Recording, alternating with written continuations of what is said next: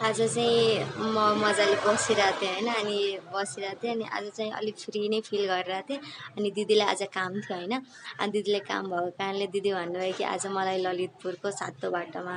काम छ भन्नुभयो। मैले भने के काम छ भने त अफिसमा काम छ भन्नुभयो त अनि अफिसमा गएर दिदीको काम सकाएँ होइन। दिदीको काम सकाएपछि मलाई झन्डै त्यहाँ याद आयो कि 7 बाटोमा कि मलाई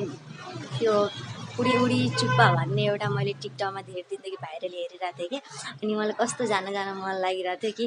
त्यहाँ चाहिँ 99मै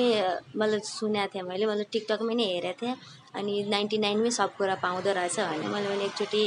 जाम कस्तो हुन्छ भनेर अनि त्यहीँ नै झन्डै मलाई याद आयो कि अनि त्यहाँबाट हामी चाहिँ त्यो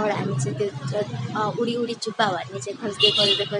त्यहाँ पुगेको होइन। त्यो चाहिँ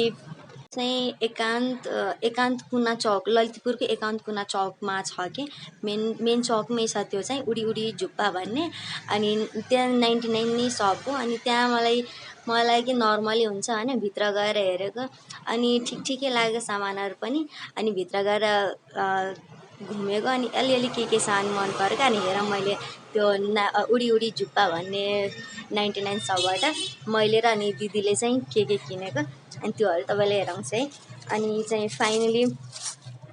यो चाहिँ दिदीको अनि दिदीले चाहिँ के किन्नुभयो भन्नाले चाहिँ एउटा टिस्यु एउटा मेरो अनि एउटा दिदीको टिस्यु पनि सस्तै थियो यसको प्राइस पनि चाहिँ 99 नै पर्यो। अनि त्यसपछि चाहिँ हामीले किनेको यो चाहिँ दिदीले किन्नुभयो दिदीले